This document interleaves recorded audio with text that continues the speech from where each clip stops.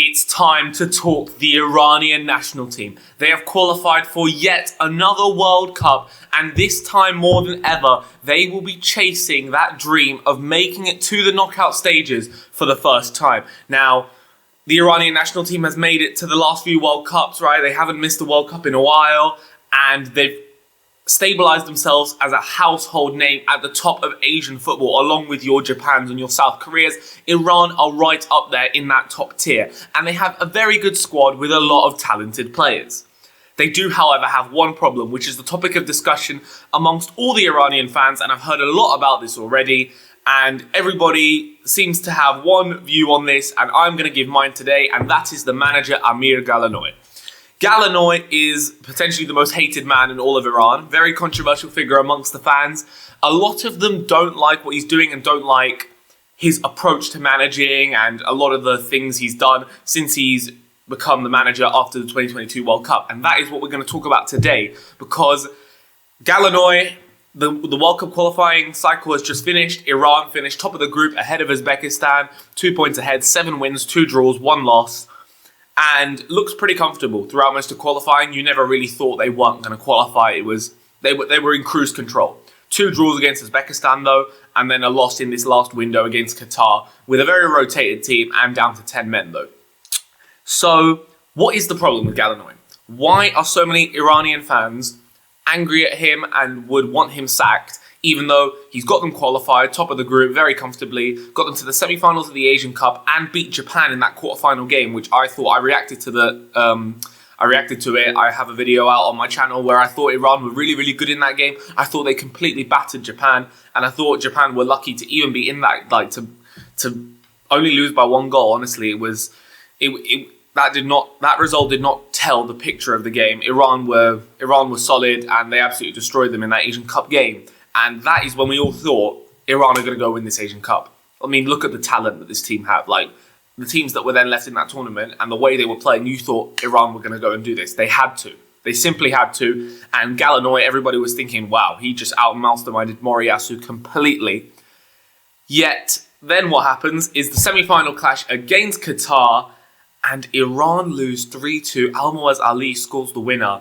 And that was not a good game. That was not a good performance, and it was a big disappointment for the Iranian fans, as they thought, well, at that point in the tournament, you knock out the big dog Japan, you would have thought that you're going to win the Asian Cup, and of course it didn't happen. Akram Afif had an amazing game that day, and Iran went out in the semi-finals. Obviously, Qatar then went on to win the whole tournament.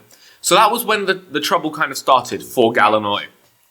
And however, what he did say was that he was going to bring a lot of youth players in. He's going to bring in players that play in Europe to try and build a future for this Iranian national team, because obviously he was coming off the back of replacing Carlos Queiroz, who has a huge legacy with Iran, what he did in this national team, 2018 World Cup, 2022 World Cup. However, Carlos Queiroz, he built the foundations for this team. However, he never managed to get to the knockouts of the World Cup. 2018 was probably their closest chance, right?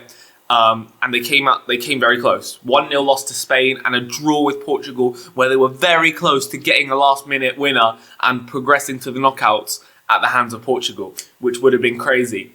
But Iran still haven't done it, and everybody is looking at next year's World Cup, especially with the expanded format, third-place teams, some of them now making it through to the knockouts. Everybody is saying Iran have to make the knockouts at the next World Cup, and I think that is true. I think Iran must make the knockouts of the next World Cup, otherwise it is a failure.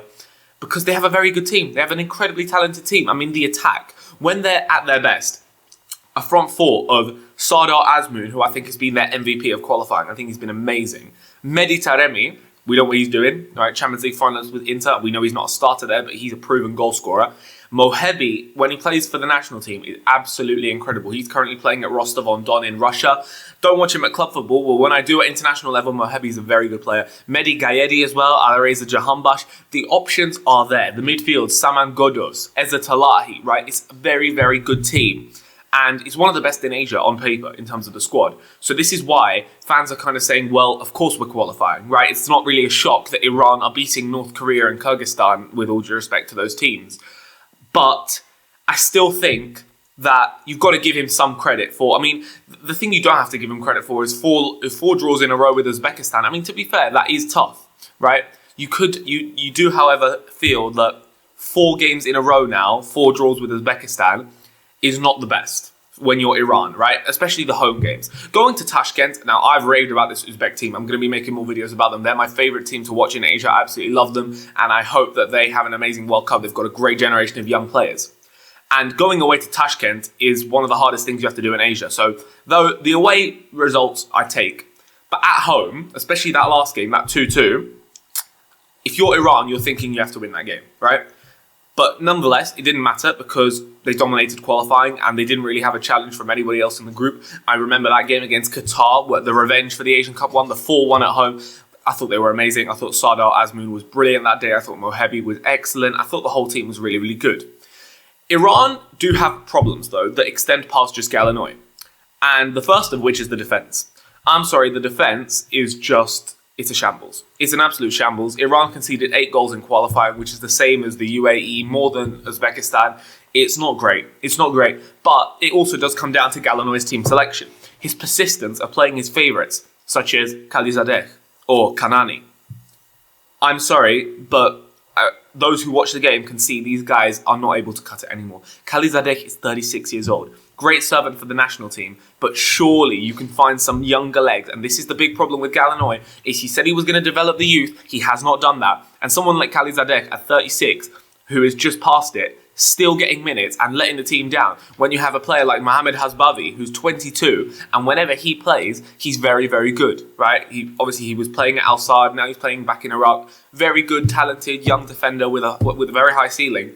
Not getting any minutes because of Khalizadeh. Goalkeeper, Bayranvand. I've always thought he was very reliable for Iran. Saved Ronaldo's penalty at the 2018 World Cup. He's always been a very good goalkeeper. But recently it's been very poor. I mean, that Qatar loss, that goal that Pedro Miguel scored, my goodness me, Bayranvand. So maybe is it time to give someone else a chance? But no, Ghalenoei is persisting with his favourites and constantly playing them, right? I mean, it shows in the results because that defence is just so poor. Another problem with Ghalenoei's managing is concentration levels.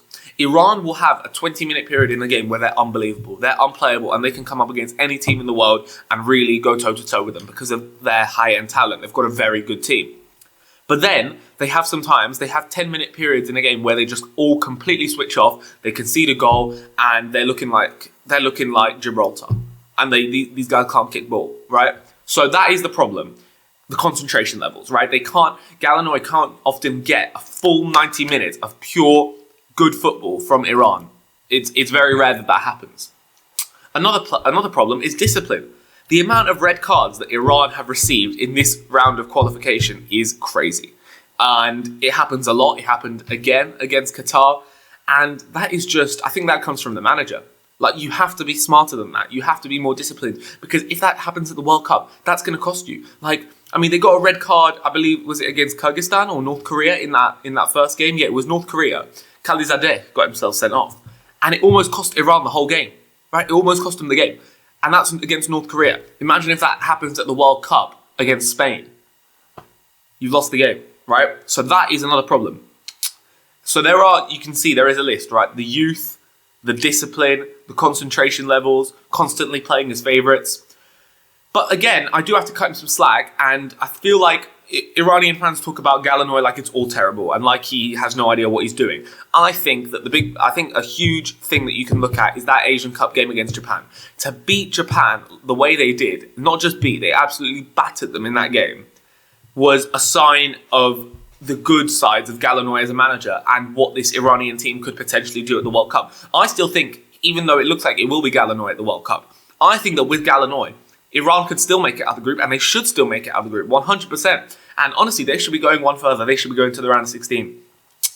Now, the problem is the defence and him picking his favourites and not giving the youth a chance. I mean, Hossein Zadeh is somebody, right? Like I mentioned, Hezbavi, these guys, right? Hossein Najad, very good, young, talented players who have potential to really build the future for this Iranian national team. They don't get a chance in this team. And also, the amount of players playing in Europe is really concerning. Sardar Azmoun getting the move back to the UAE. Now, he is still a great player and he should definitely be starting. But Ghalenoei should be encouraging more players to go out and play in Europe to I mean, for the better of their career and for the better of the national team. But some players know that even if they don't, they're still going to be in the national team. Like, again, that defense, right? I think that's a really big issue for this Iranian team. But if Ghalenoei can get it right at the World Cup, Iran have potential for a round of 16 at least. Honestly, they're a very good team. They're a very good team. And that attack, that front four, I mean, Iran score goals, right? That is one thing. That even under Ghalenoei, they scored 19 goals in qualifying. They score goals, okay? That is, I think the attack is very solid, right? The attack is not a problem whatsoever. I feel like the defense is the issue, and the favoritism and the not playing the youth. I mean, what happens after this World Cup? Like, the new generation are going to have no experience in the national team ahead of the next Asian Cup and then the next World Cup qualifying cycle. That, I think, is a big worry. I think that Iran need to start developing the youth, and that is down to Ghalenoei. And that is why a lot of Iranian fans are very annoyed with Ghalenoei and do not want him to be manager of the Iranian national team, and I completely understand it. For me, I completely agree with what most of the Iranian fan base are. I do think he is very overhated, though. I feel like he has done good things. I feel like qualifying, there were very good performances. The Asian Cup, there were good performances. There is signs that with Ghalenoei, you could do well. And I don't see many alternatives. I know people were talking about Bernard, but he's gone back to Saudi Arabia and he's going to try and get them qualified to the World Cup through round 4. There aren't many alternatives of who you would like of who I think would be a favourite to replace Ghalenoei as manager. So I feel like it will be Ghalenoei for the World Cup, and that could come back to bite Iran potentially.